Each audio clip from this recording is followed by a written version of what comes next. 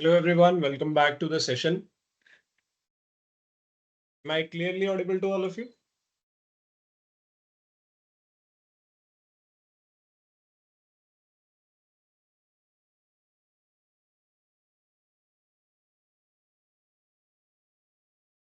Awesome, great.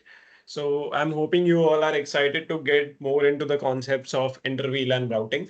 In our previous session, we spoke about how SVI configurations can be implemented for connecting different VLANs together. Last session was a good a good informative session on understanding different concepts of VLANs. Initially, we spoke about VLANs, then we spoke about how trunking works in VLAN, then we also looked at configurations of SVI. Today, we are going to get more into the details of it. We'll try out some amazing examples, and we'll also be speaking about router on a stick scenario. I'm hoping that you all are excited to learn that. So let's get started without wasting any time. I'll share my screen with Cisco Packet Tracer.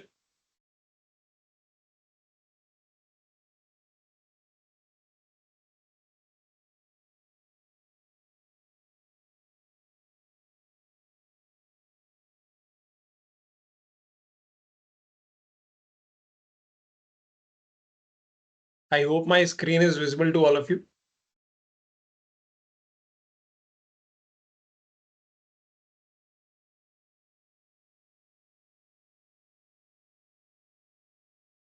Perfect. So in the previous session, we discussed how SVI can be used for connecting different VLANs together, right? We looked at how the configurations of switched virtual interfaces can be implemented to have a look at inter-VLAN routing.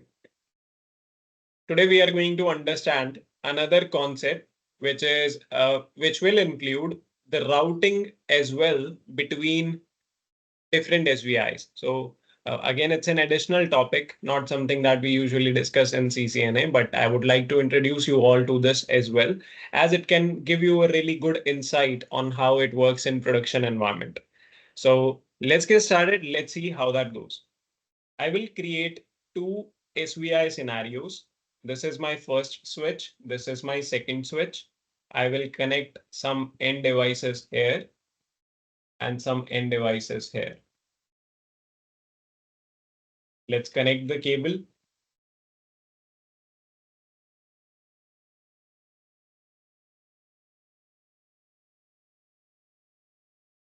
We'll assume that this is my VLAN number 10. This is my VLAN number 20. And this is my VLAN number 30. This is my VLAN number 40.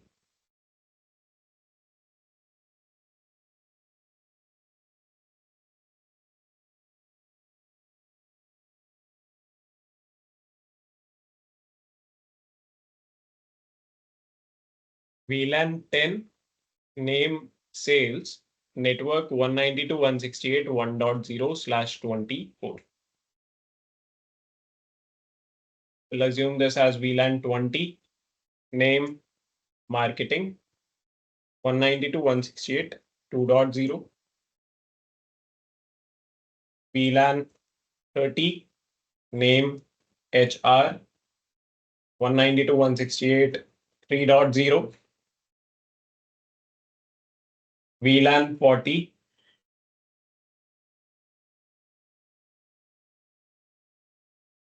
tech team 192.168.4.0. First thing which I'll do is I will configure VLANs on my switch. I'll go to my CLI, say no to the question, enable config T, host name S1, VLAN 10, name sales, VLAN 20, name marketing, exit, interface VLAN 10, IP address 192.168.1.1, 255.255.255.0.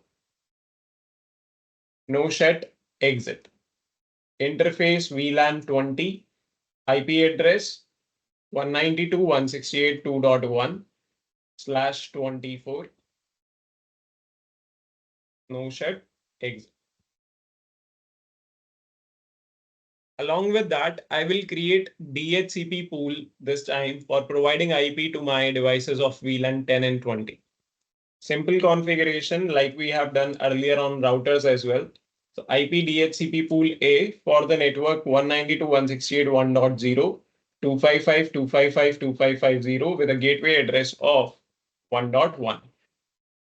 Similarly, IP DHCP pool B for the network 2.0 with a gateway address as 2.1. Let me know, is there any question so far?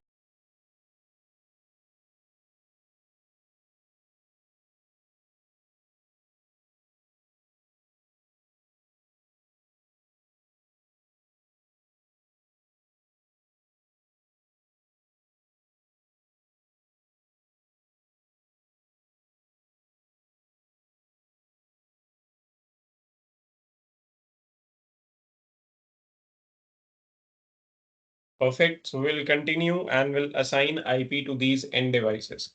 Guys, to enable routing, there is a command that I told you about in the last session. What's that command which we have to enter on the router?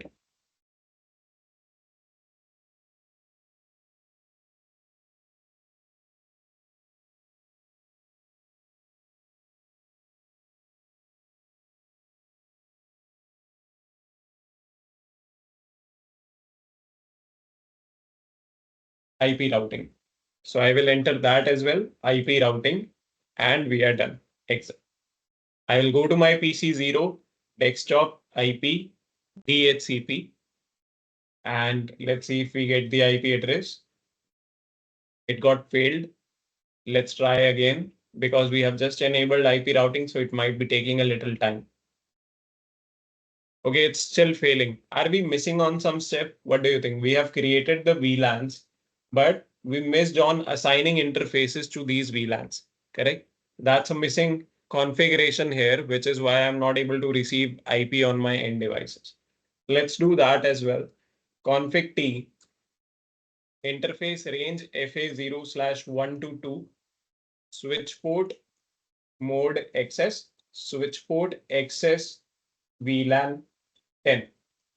Exit interface range FA0/324, switch port mode access, switch port access VLAN 20.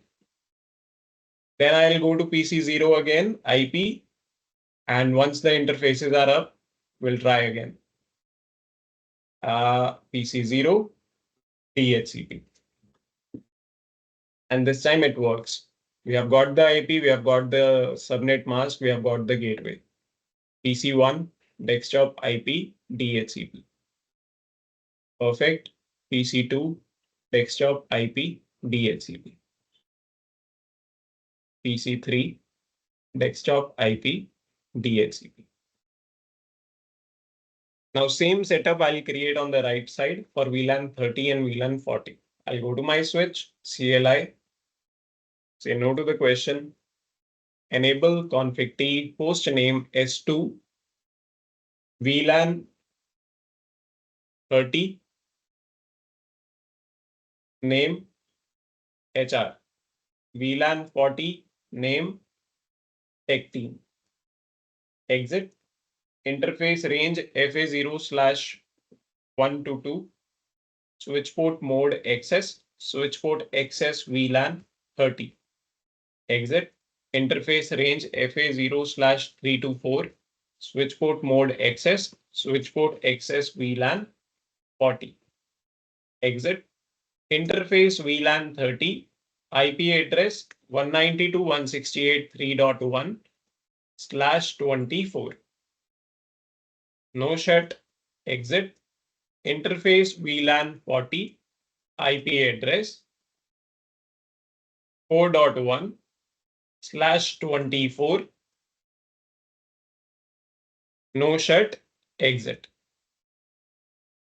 Lastly, I will create DHCP pools. IP DHCP pool A for my network 3.0 with a gateway IP as /24 and the router, sorry, gateway IP as 3.1. Then IP DHCP pool B with a network 4.0, subnet 255.255.255.0, and the gateway address 4.1, and IP routing to finally enable the routing or layer 3 understanding of the switch. Then I'll go to PC4, desktop IP DHCP. We got the IP perfect. PC5, desktop IP DHCP. Desktop IP DHCP. Desktop IP DHCP. Now the thing is that if I make a communication between, let's say, PC0 and PC1, they belong to same VLAN, so very obviously it will be successful. If I try it between PC0 and let's say PC2, they belong to different VLANs. It's failing. I'll try again, and now it's successful, right? So although they belong to different VLANs, but as we have configured SVI configs, so VLAN 10 is able to communicate to 20.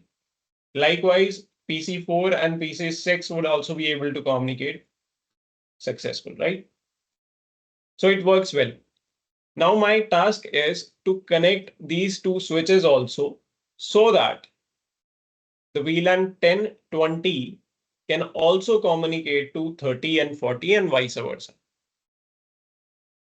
But for that, I would need some configuration here on this link. What do you think? What can be the solution of this?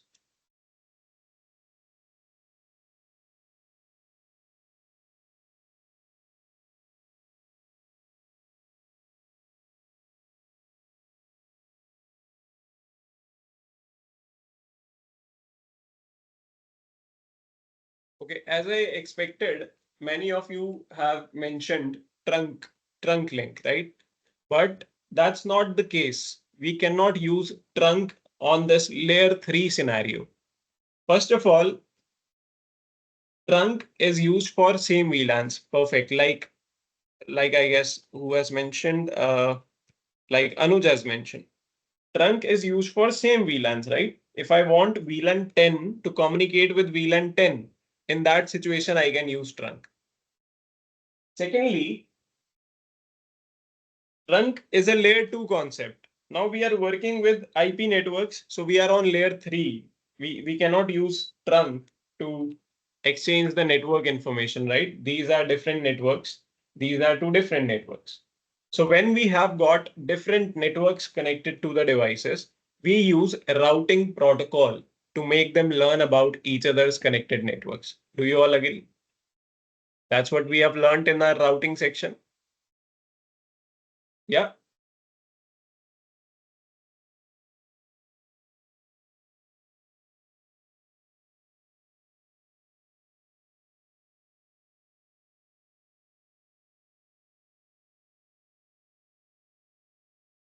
So routing protocols is what we require, right?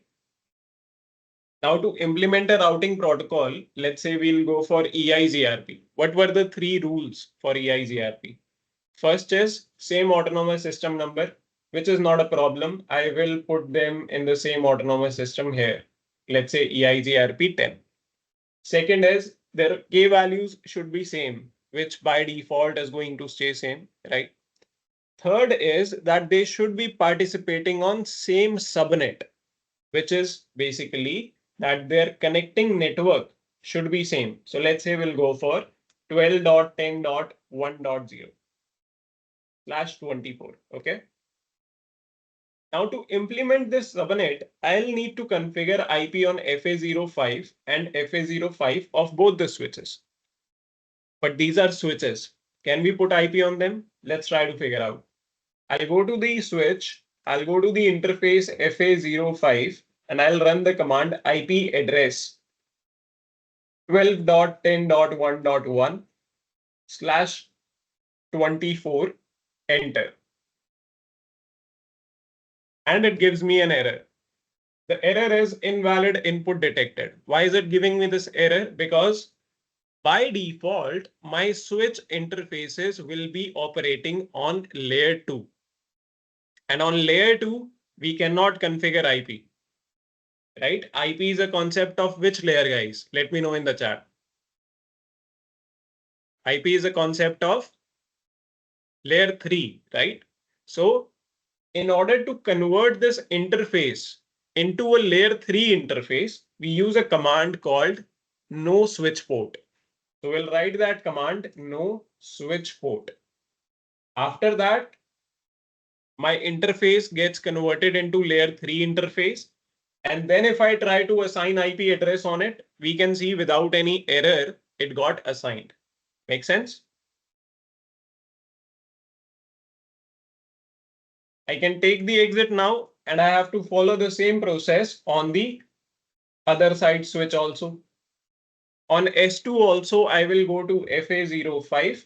First, I will convert it into a layer 3 interface by using the command no switch port. And then I will assign IP address to it as 12.10.1.2/24. No shutdown, exit. Now I have successfully fulfilled all the three requirements. Same subnet, same autonomous system, same K values. So let's get started on configuring EIGRP between these devices. Currently on my S1, if I show you my routing table, it is only aware of three networks: 12.10.1.0, 192.168.1.0, 192.168.2.0. Let's configure EIGRP to make it learn about the other two networks also. So config T, router EIGRP 10, network 192.168.1.0, enter. Network 192.168.2.0,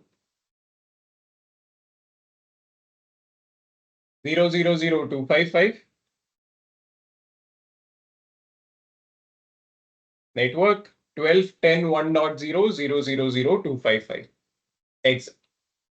Then I will go to my switch 2, router EIGRP 10, network 192.168.3.0, 0.0.0.255. 192.168.4.0, 0.0.0.255. 12.10.1.0, 0.0.0.255. EIGRP is up. After that, I'll simply go to PC0. I will try to ping 192.168.3.2. And we are getting the replies. That means VLAN 10 is able to communicate with VLAN 30. Similarly, I'll try to ping 4.2. And there you go. This is how you configure routing between different VLANs. Here is the configuration for implementing IP. I'll open it on switch 2. This is the config for implementing IP. This is the config for implementing EIGRP. Take your time, try out the same, and let me know once you are done.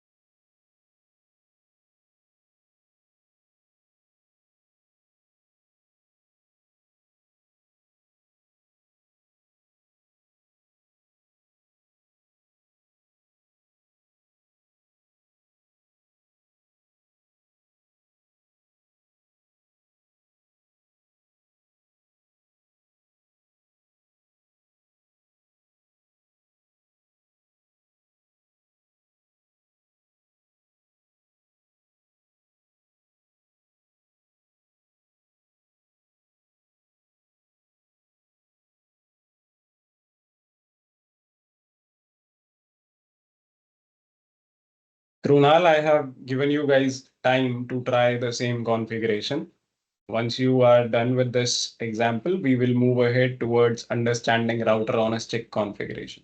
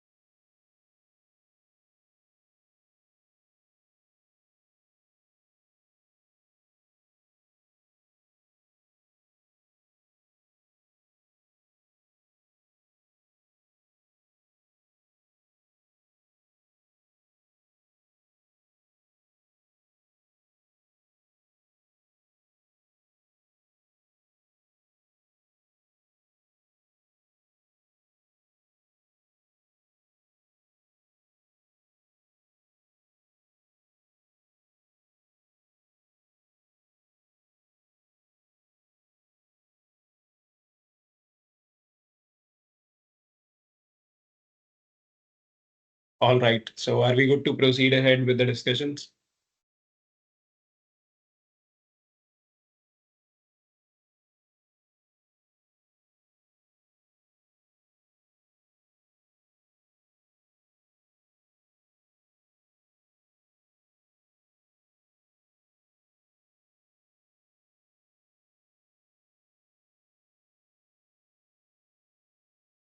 Anyone having any questions or doubts in completing the lab? Let me know in the chat.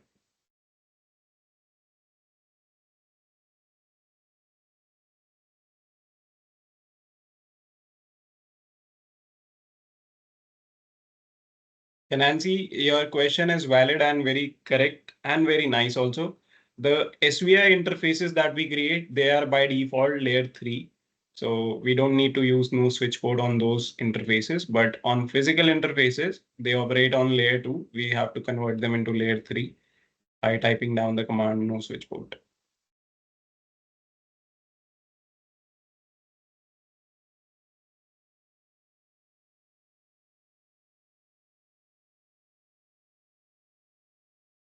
Perfect. So let's move ahead and speak about router on a stick configuration. Sanju, it will be added on SVI.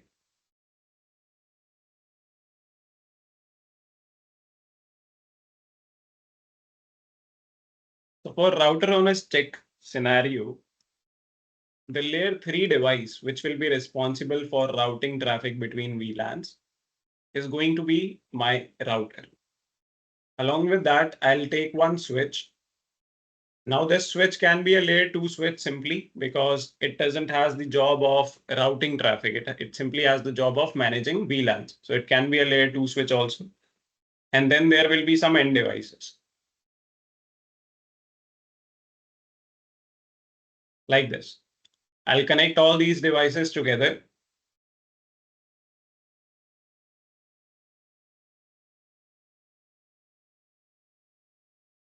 And we will assume that this is my VLAN number 10. This is my VLAN number 20. And this is my VLAN number 30.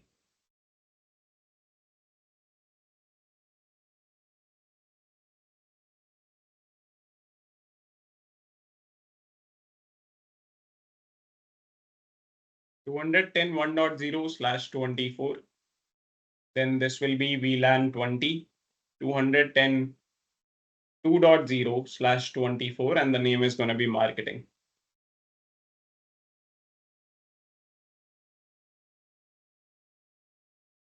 This will be VLAN 30.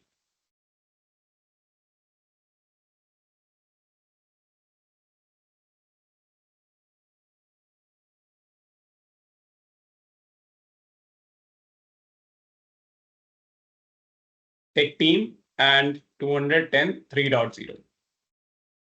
Now the reason why we call it router on a stick is because how this topology looks like.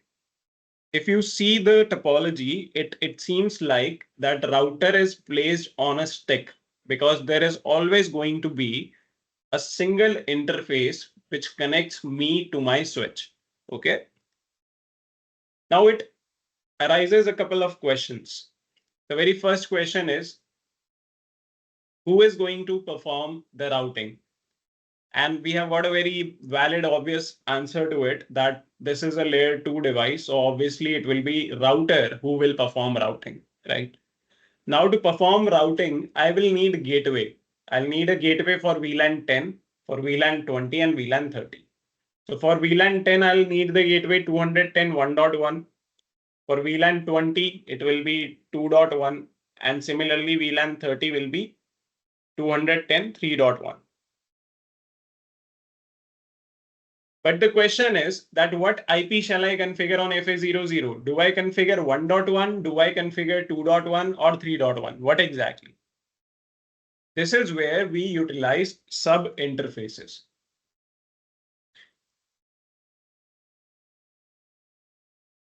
We use sub interfaces which can help us in creating some virtual interfaces on my router for addressing the gateway requirement of VLAN 10, VLAN 20, as well as VLAN 30.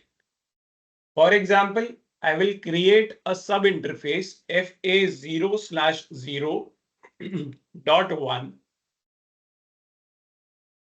and I will associate it to the VLAN number 10, and I will configure the IP 210.1.1. Similarly, I will create another sub-interface 0/0.2, which I will associate with VLAN number 20, and I'll configure IP 2.1 on it. And FA0/0.3 is going to get on VLAN number 30, having the IP 210.3.1. So the same FA00 interface will be created with multiple sub-interfaces, in which each sub-interface will get associated to a particular VLAN, offering the gateway to that particular VLAN. Now there is one more thing to pay attention at. This switch will have to forward the traffic of VLAN 10, 20, and 30 towards my router. So FA07 has to be a trunk port. So this interface needs to be trunk interface.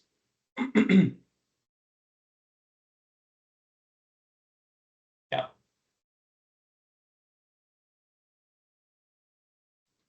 So this interface FA07 needs to be a trunk port so that it can forward traffic of VLAN 10, 20, and 30 towards my router. Let's get started. Let's begin the configurations. So very first step is creating these VLANs. I'll go to the switch CLI, say enable config T, VLAN 10, name sales, VLAN 20, name marketing, VLAN 30, name tech team. Then interface range FA0/1 to 2, switch port mode access, switch port access VLAN 10, exit. Interface range FA0/3 to 4, switch port mode access, switch port access VLAN 20, exit. Interface range FA0/5 to 6, switch port mode access, switch port access VLAN 30, exit. Then, like I said, interface FA0/7 needs to be trunk. So FA07 switch port mode trunk, exit. That completes the configuration that we had to do on switch. Now it's time to configure my router. So let's see how the router is supposed to be managed. I will say no to the question, enable config T, host name R1. And the very first thing I'll do is I will bring my FA00 interface up by saying no shutdown.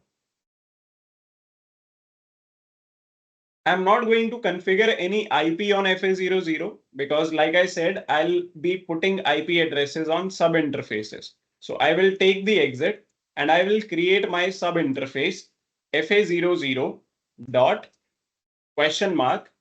I can pick up any number from this available range. So you can create up to 4.2 billion, 4.2 millions of sub interfaces. So I'm going to take up the number, let's say 10, FA00.10. Enter. Now you can see we are in sub interface configuration mode. I will associate this interface with VLAN number 10 first by writing down the command encapsulation .1q 10. So I specify that this interface needs to be encapsulated with the .1q tag of VLAN 10. And then I will provide IP address on it as 210.1.1, 255.255.255.0. Exit. That's how simple it is. Similarly, interface FA00.20, We will attach it to VLAN 20 by saying encapsulation.1q20 and then IP address 210.2.1/24 subnet exit. Then finally, interface fa00.30 encapsulation.1q30 IP address 210.3.1/24 exit. If I show you show IP interface brief, so we can see now in the list along with FA00, there are some sub interfaces which are added. Clear, guys? Now it's time to test if this can actually help us making inter-VLAN communication or not. But for that, I need IP on these devices. Now you can again use DHCP pool for that. So I'll go to my router. I'll configure DHCP pool. I'm going to say IP DHCP pool A for my network 210.1.0 with the gateway address as 210.1.1. Exit. Then I'll say IP DHCP pool B for my network 210.2.0 with a gateway IP of 210.2.1. Exit. Then IP DHCP pool C for my network 210.3.0 with a gateway IP of 210.3.1. Exit. And finally, I will go and assign IP addresses to these end devices. So I'll go to the first PC, desktop IP, DHC. So we can see IP, we have got the IP configs. Similarly, I'll assign IP to the other devices also.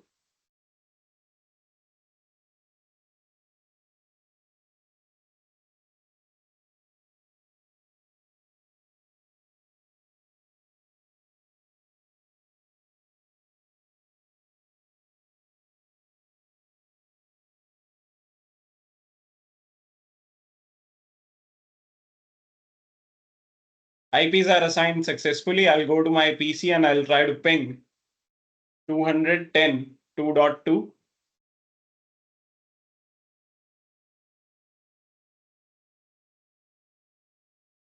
And we can see we are getting the replies. If I ping 3.2,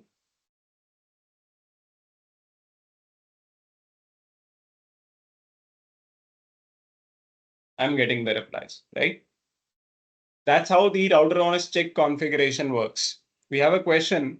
How do we enable IP routing between VLANs? There is no special command for it. We already are working with a router which is capable of performing routing. So you just need the configurations of a gateway. That's all. Purpose of doing the sub interface, who just think of it like this. Right now we have 3 VLANs. Okay. If I don't use sub interfaces, I will need 3 connections between router and switch. Do you agree? Because every connection will need a gateway IP or every VLAN will need a gateway IP. So I'll need 3 interfaces. But if let's say in future I have 10 VLANs, so I'll need 10 interfaces just to provide gateway IPs on these interfaces, which is not a very appropriate method. That's why we go for sub interfaces and avoid basically adding multiple interfaces between the devices.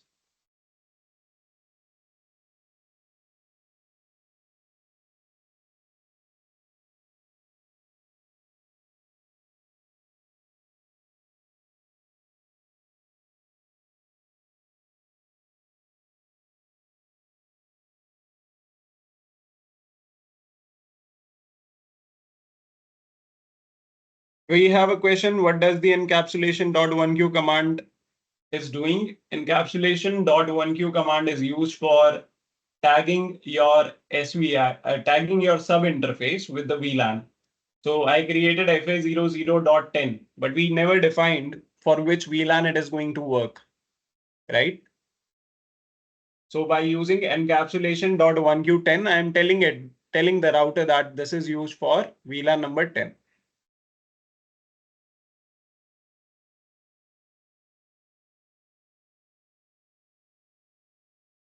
Sanju, yeah, it depends on the situation and the environment of your organization. If your core layer, or we can say the devices where inter-VLAN routing is supposed to happen, are layer 3 switches.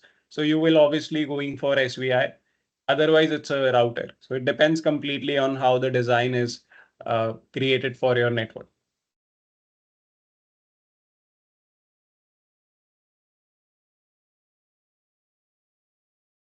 I'm sharing the lab guide for this one. Do try this configuration of router on a stick, and then let me know once you guys are done.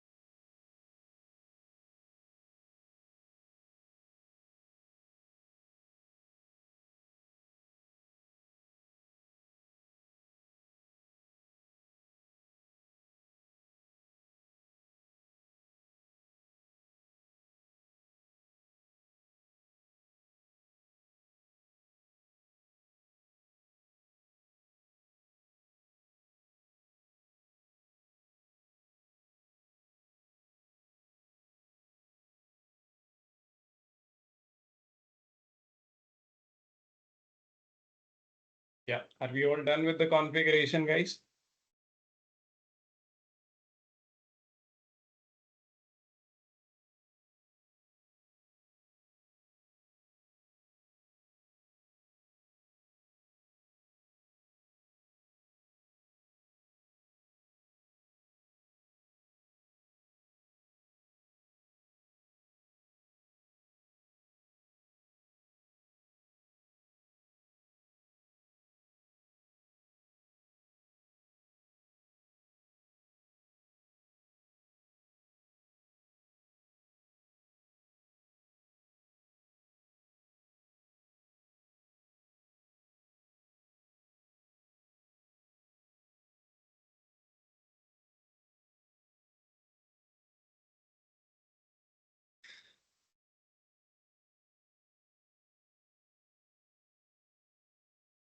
That's great. Perfect.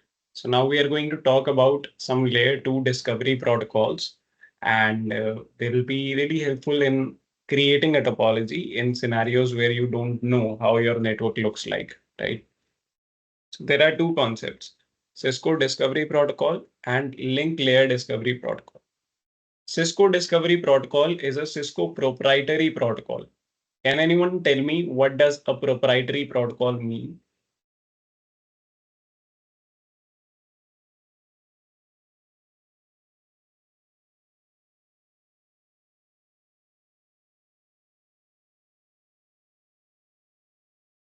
Perfect. That means we can only use that protocol just with Cisco devices. If it's a Cisco proprietary protocol, that means it can only be used with Cisco devices.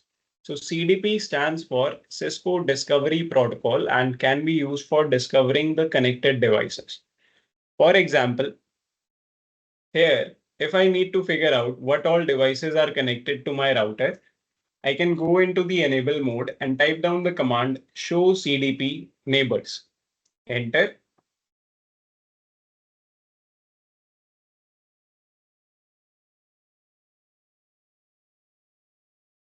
And you see, it doesn't gives me any detail here.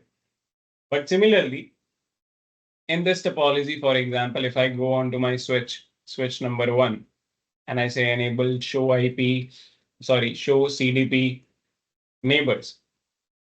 So I can find my layer 3 device, which is connected to me called S2. The interface which we are using to connect to that device is FA0/5. It basically helps us in discovering the connected devices. Also, it tells you whether that device is a switch, a router, what exactly it is. Okay. So that kind of details are also something we can expect. If you want a more detailed information, you can add the keyword show CDP neighbors detail. And that gives you even more detailed information where it tells you on what IP it is connected, what is the platform of that particular connected device, then what image is it using, what version of image is it using, everything. That's how CDP can be used for discovering the neighbors. But like I said, it is only used with Cisco devices. It's a Cisco proprietary protocol. On the other hand, we have LLDP, which stands for Link Layer Discovery Protocol. Link Layer Discovery Protocol is an open standard discovery protocol. That means can be used with Cisco devices and can also be used with other vendors as well. Okay. Link layer discovery protocol can be enabled on these devices by using certain commands. Config T. First, I will disable CDP by saying no CDP run, enter. Then I will enable LLDP by saying LLDP run. That's how pretty simple it is. Similarly, if I go to my switch 2 also, I'll say config T, no CDP run to disable CDP and then LLDP run to enable LLDP. After that, I can go to my switch and I can check show LLDP neighbors. And there you go. It tells me it's a device called S2 connected to me on FA0/5. The whole time is 120. Capability is R. R means router. This tells us basically it's a layer 3 device. And the port ID, which is being used for connecting to it, is also FA05.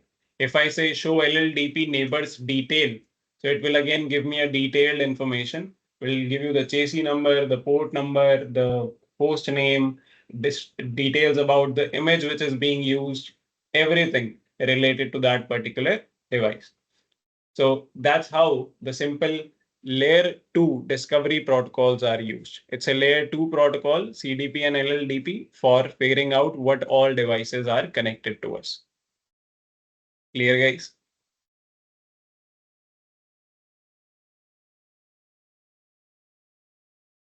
CDP stands for Cisco Discovery Protocol. I'm writing it here.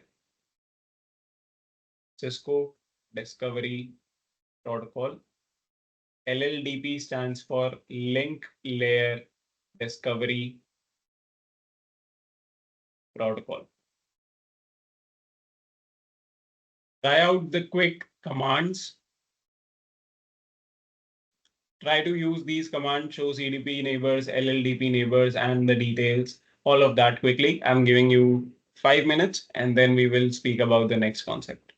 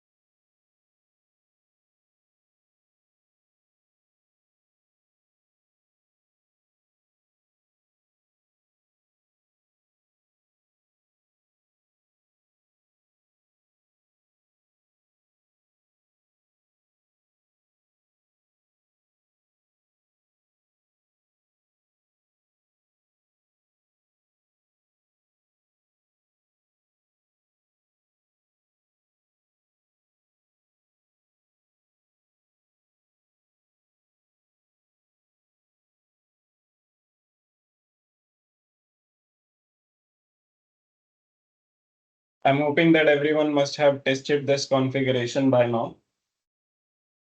Yes, very correct. It needs to be the same protocol on both the ends to make the discovery happen between the devices. So if you are using CDP, it has to be CDP on both the sides. If it is LLDP, then it needs to be LLDP on both the sides. Now is the time where we learn about some new protocol, which is first hop redundancy protocol. I'm sharing my other screen. Let me know once you can see it.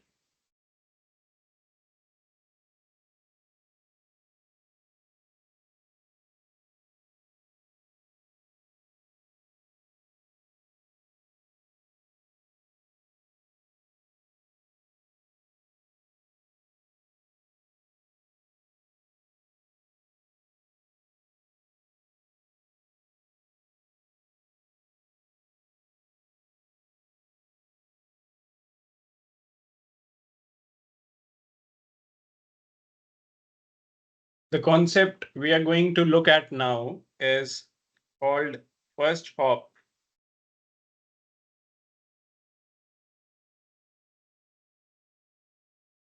redundancy protocol.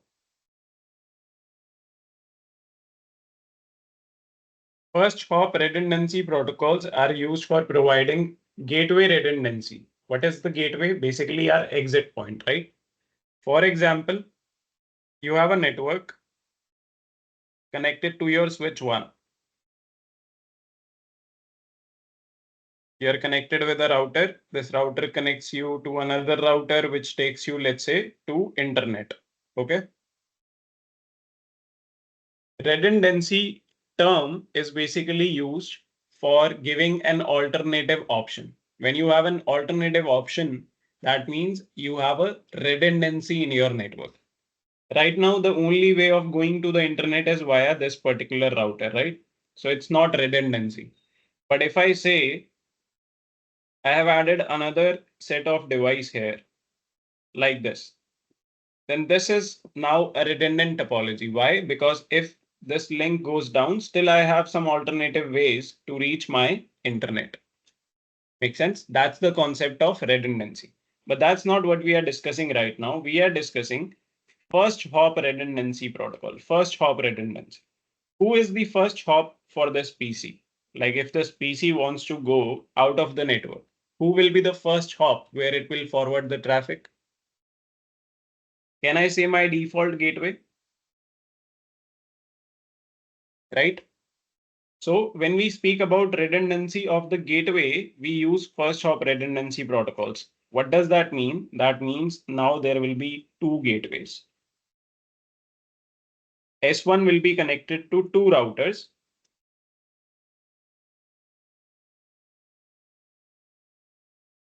Like this, and both basically can take me to the internet.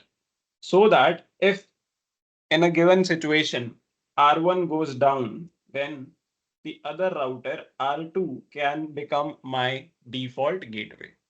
I'll give you a more precise understanding on it by modifying the topology a little bit. Let's say this is your switch 1 connected to the end devices, right? And is also connected to two routers like we discussed. Like this. So this is your router number 1, this is your router number 2. Assume that router number 1 is using the IP on this interface as 192.168.1.1.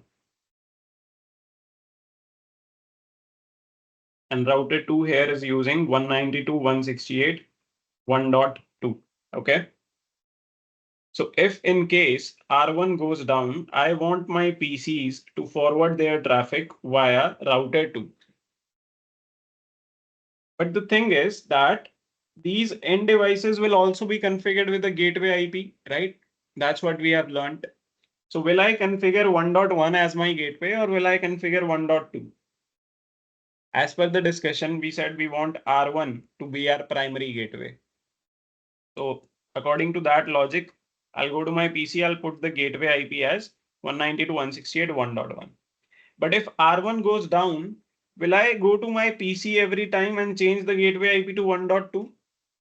No, right? It's going to take a lot of time. Let's say if thousands of devices are connected, we cannot just simply go onto each and every device and update the gateway IP to let them know that they are now supposed to forward traffic via router 2.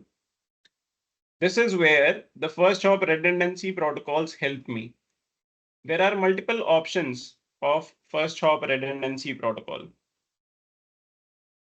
First one is HSRP, which stands for Hot Standby Routing Protocol.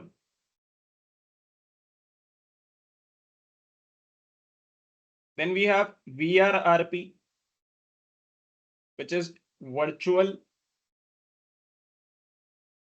Router Redundancy Protocol.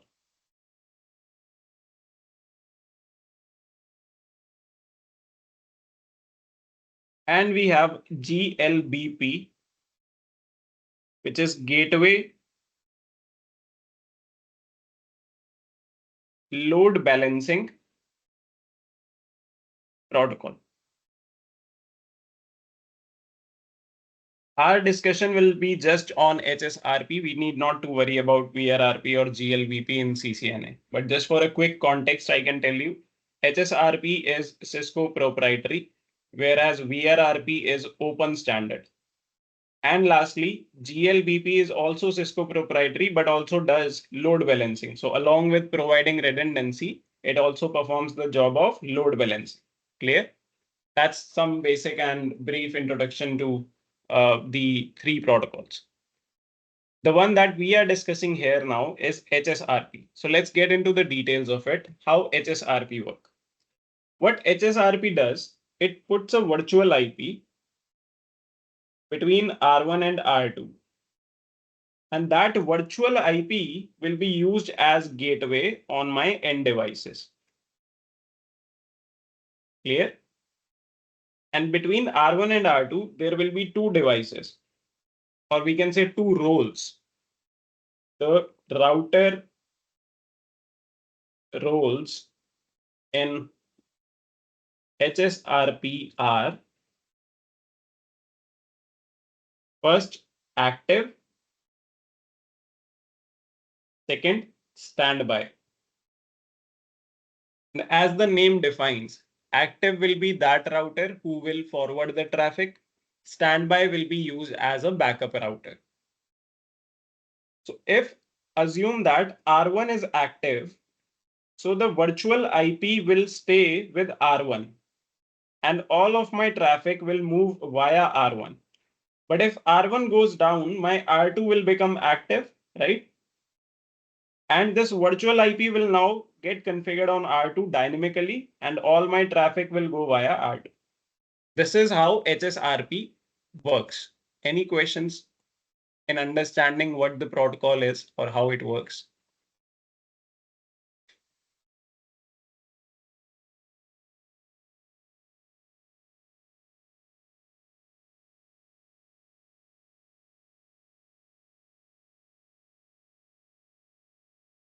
Are we all clear so far?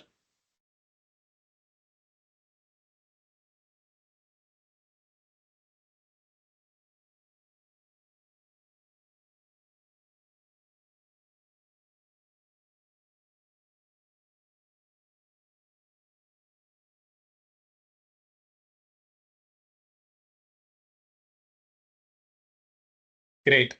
The question is who will become active and how we will decide that.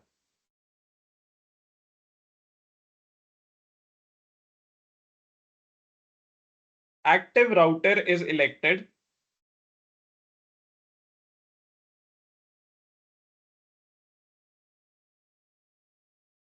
on the basis of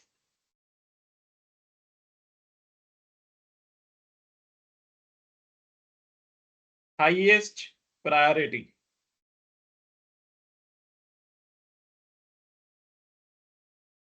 Whichever router will have the highest priority, that router will become active router. Clear?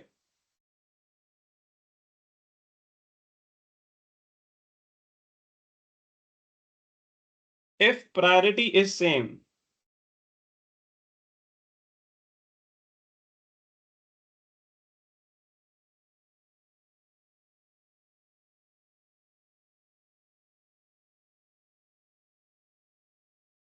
highest router IP is considered.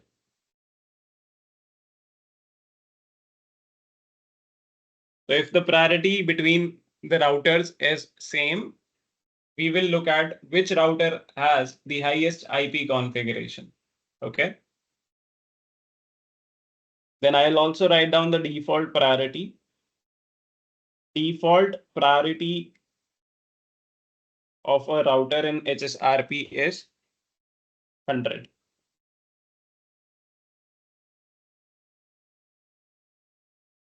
No ventilation, it has to be different in HSRP.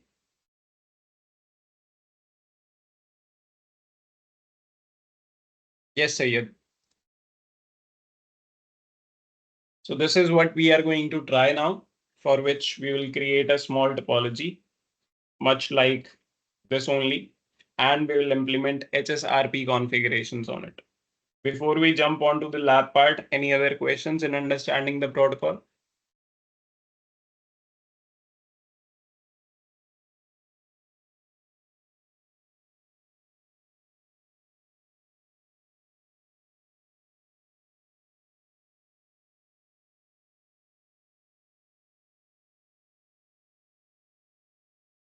Highest IP means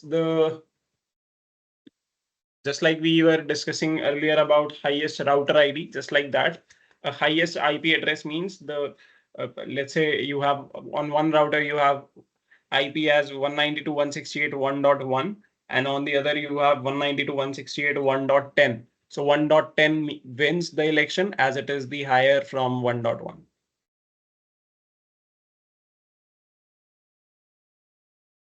Sharing my screen now, and we'll create the similar topology that we discussed. Router 1, router 2, router 3. I'll take one switch here, one switch here, one switch here. Some devices here, some devices here.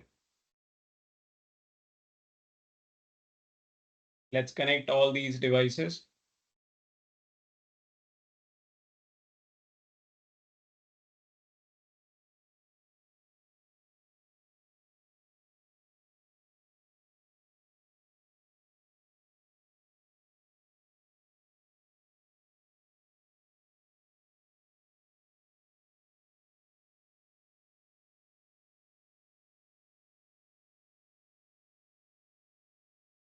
All right. Now we'll begin with providing networks or associating networks. For my LAN side, I'll use the network 192.168.1.0/24.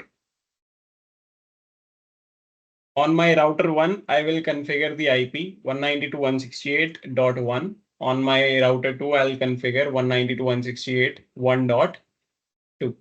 Okay. For the routers to connect with each other, I am going to use the network 123.10.1.0/24, where dot 1 will be configured on router 1, dot 2 will be configured on router 2, and dot 3 will be configured on router 3. For my LAN of router 3, I will use the network 192.168.3.0, where basically the IP of FA01 will be 192.168.3.1. Clear, guys? Let's configure these devices. I'll go to my router number 1. I'll say no to the question. Enable config T, host name R1, FA00, IP address 192.168.1.1/24. No shut exit. FA0/1 IP address 123.10.1.1/24. No shutdown exit. Simple. Now I'll go to my router 2, CLI, say no to the question, enable config T hostname R2, FA00 IP 123.10.1.2/24. No shutdown exit, FA01 IP 192.168.1.2/24. No shutdown exit. Then finally router 3, I'll go to router 3, CLI, enable config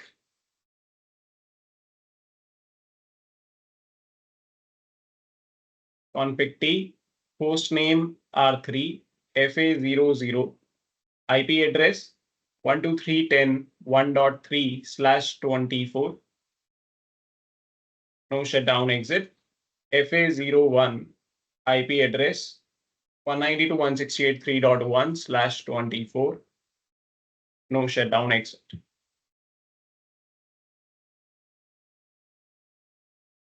Then I'll create a virtual IP between my router 1 and router 2, which we call as standby IP as per the HSRP terminology.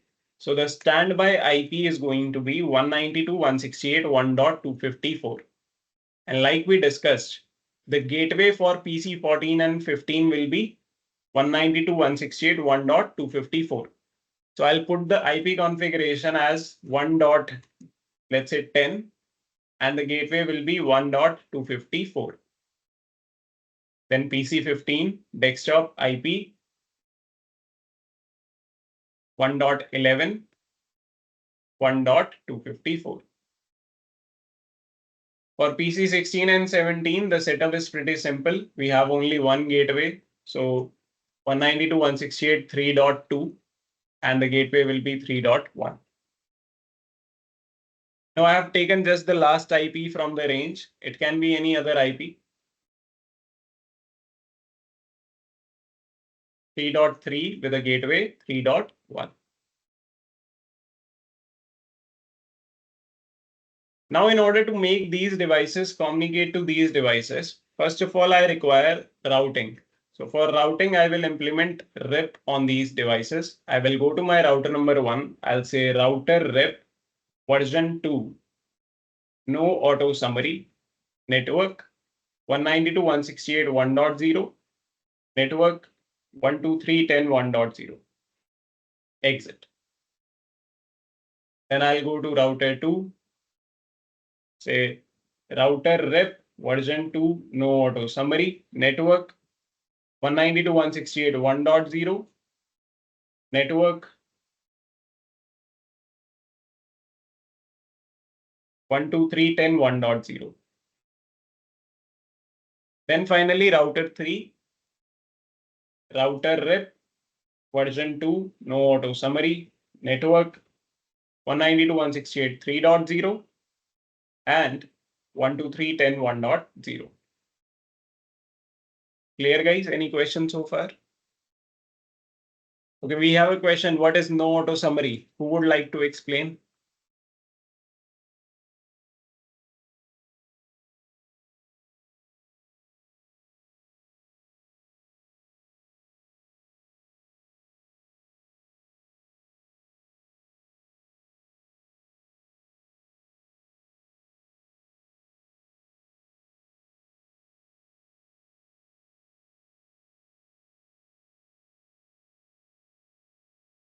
Exactly. Like I have told earlier also, by default, some protocols summarize networks automatically. So no auto summary is to disable that feature. We don't want auto summarization of networks.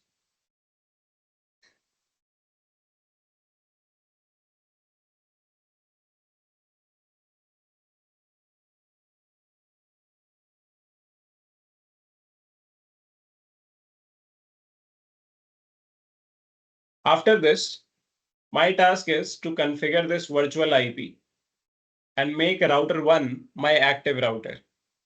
In order to make R1 my active router, I have to configure a priority higher than 100 because router 2 will have the default priority of 100. So I need an increased priority. So let's go to router 1.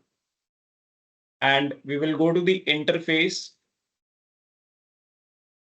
FA0/0, and there we'll say standby IP 192.168.1.254 and standby priority 200. Exit. Then I will go to router 2. I will say standby interface FA01, as that is the one connected to LAN, right?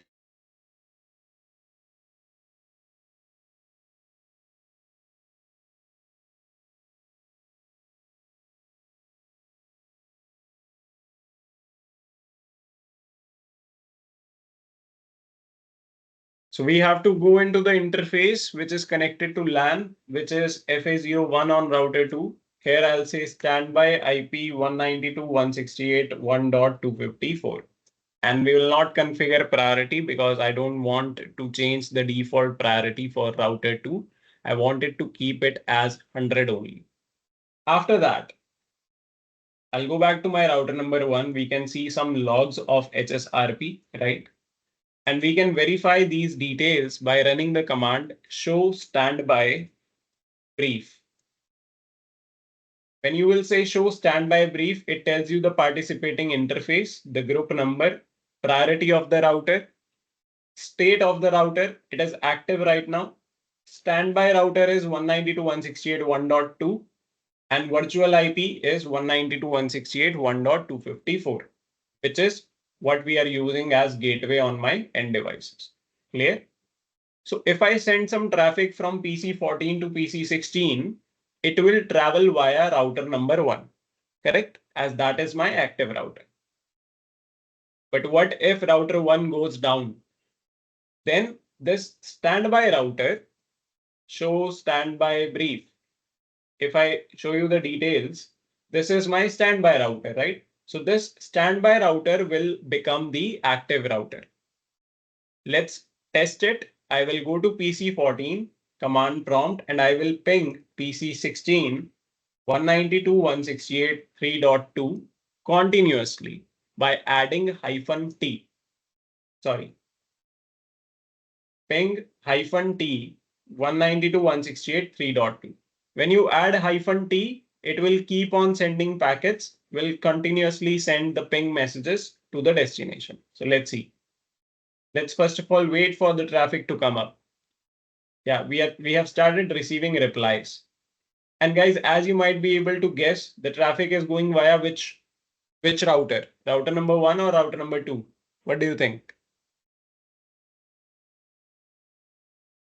Router 1. Why is it going via router 1? Because we have added a priority of 200 there, right?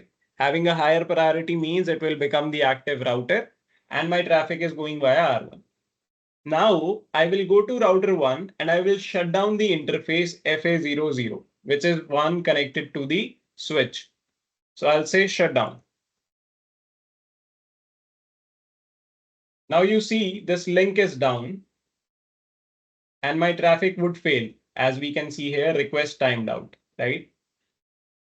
But within few seconds, my router 2 will become the active router and I started getting the replies again. So my traffic started routing towards router 2 as it became active router. This is how the redundancy helps us. So if in case some router goes down, some gateway goes down, the backup option will become the active router and will start forwarding traffic towards the destination. It was not a completely breakdown, right? It went down for a few seconds and then started receiving the replies again.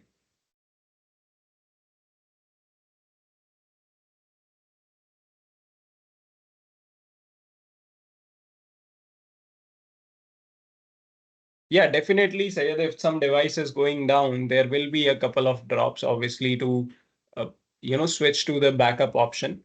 We cannot keep all of them very ready every given minute, right? So there are some timers, like in HSRP, the timer is of 10 seconds. So it's gonna give you a couple of drops, and then we'll switch the router uh, the backup router into the active router. VRRP is much faster than it. It takes 3 seconds only. So that's much faster as compared to HSRP and does the same job. But yeah, that's not our concern as of now. How do we get DHCP? Good question. For DHCP, you will define the gateway IP as 1.254. The lab guide I am sharing contains the DHCP configs, so you can follow that.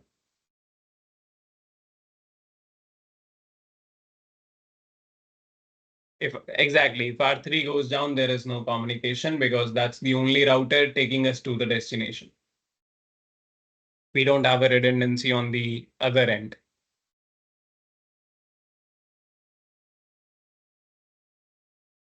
So just like we are using a virtual IP, a virtual MAC is also used, Venkatation, which I can show you guys here. If you will say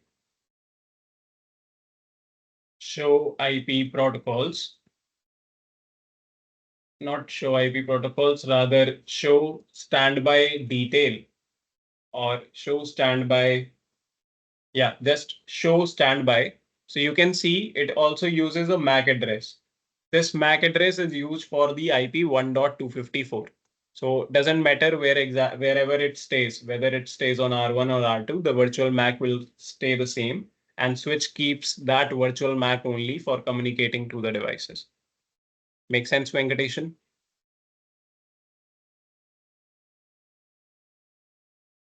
Yes, if there are more than two routers, we'll be putting it on all of them, and only one of them will become active, other will remain standby.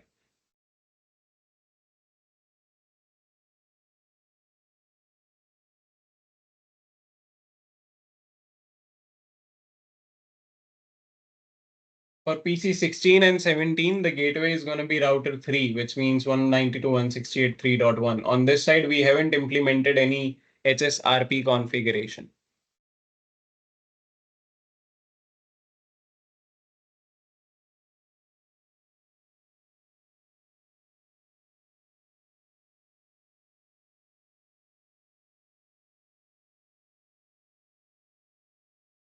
Like I showed you, there is a virtual MAC which works along with HSRP. So when I say show standby detail, of just the command show standby, it tells me what is the virtual IP, tells me what is the virtual MAC. So this MAC will be exchanged between router 1 and router 2 as per their roles. If there is some, if the router 1 is active, then virtual MAC will stay with R1. And whenever ARP request will be generated, it will be replied back by R1. But if it is with R2, then my replies are going to get from R2 and my PCs will understand that they are now supposed to forward it on R2.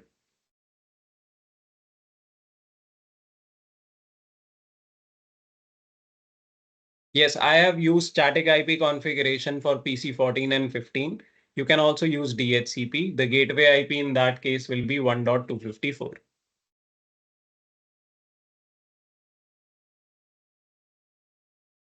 Obviously, Jake, you will need different IP and the different priority values as per your preferences. If you don't want to, let's say, prefer any router over the other, you can go with the default priority as well.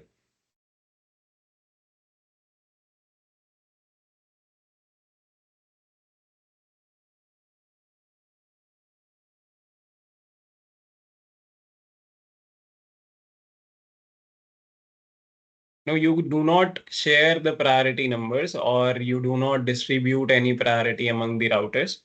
There will always be one router which is going to be the active router, which will have the top priority amongst all the three routers. Okay. Now let's say you have your preference of router 2 to become next active router. So maybe you can give it a better priority as compared to the third router. Yeah. So that simple configuration can help you in setting your preferences for your active router. Same command, Sanju. Show IP, show standby brief, or otherwise show standby. This tells you what priority you are using.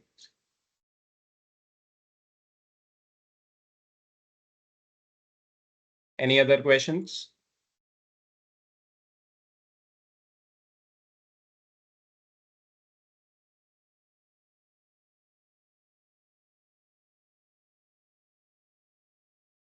Can we reduce HSRP timers? If you will go to FA00 and say standby question mark. So you have an option of setting timers also. I can select timers and I can specify what should be the hello time and what should be the hold time. By default, the hello time is 3 and the hold time is 10. And this can be modified, yes. Yes, Sayed, I'll be sharing a lab guide like I mentioned. Don't worry about that. Any other questions regarding the concepts or doubts?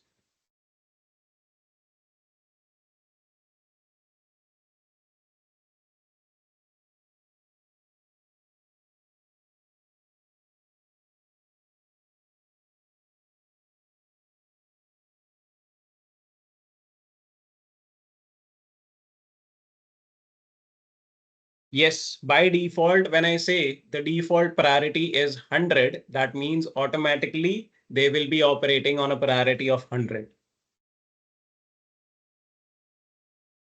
We didn't configure any priority on router 2, right? But we can see that the priority which is being used for router 2 is 100. And also in the bracket, it is given as 100 is the default priority. So yeah,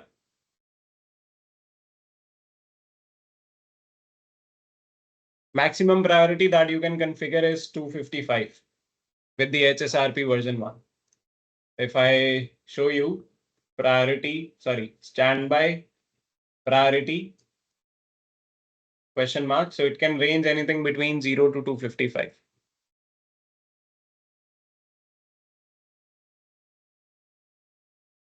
Yes, Nicholas.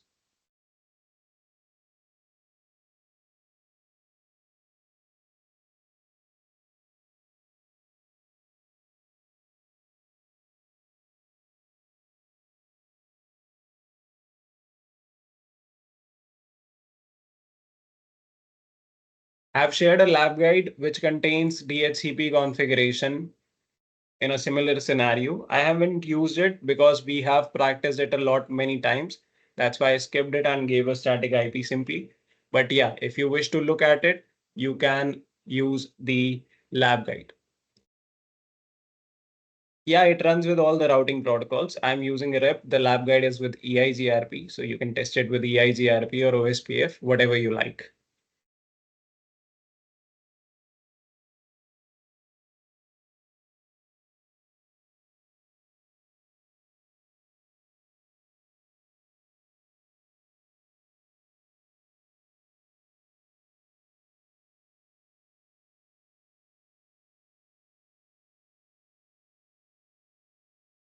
Yes, laid back.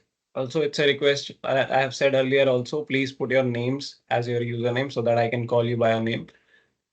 Yes, the default priority is 100. So all the routers on which you are not changing priority, automatically the priority is going to be 100.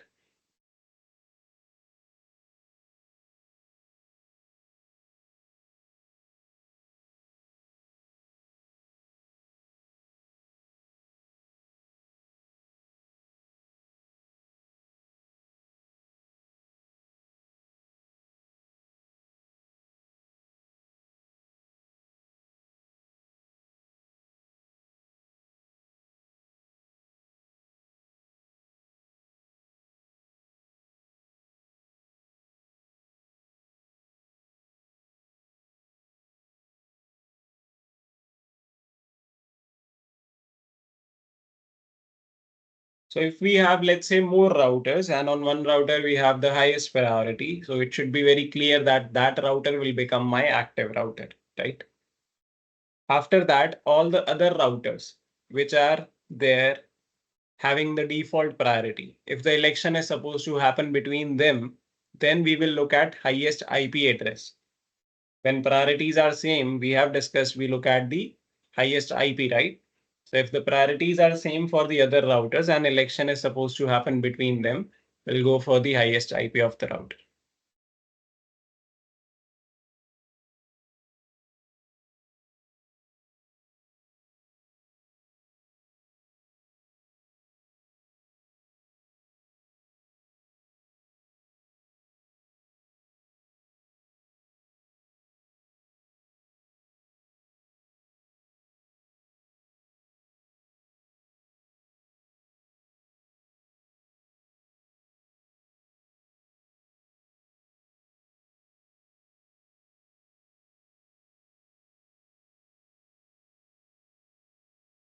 No video would be modified, guys. Don't worry at all. We are not here to uh, play any games. Yeah, so whatever I'm teaching, howsoever I'm teaching, it's gonna be received uh, by you in the same exact manner.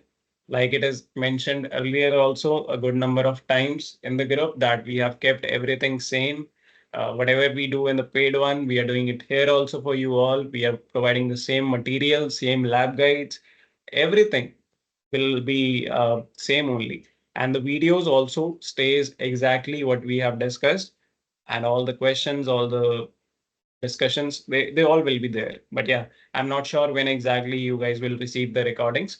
Most probably by the end of this batch, we'll need a good number of days to process them and all the qualities and put it on YouTube. So we're not sure when we will make them available. Yeah, but we can definitely guarantee that whatever we have learned, whatever we have discussed, you will receive all of that in those videos.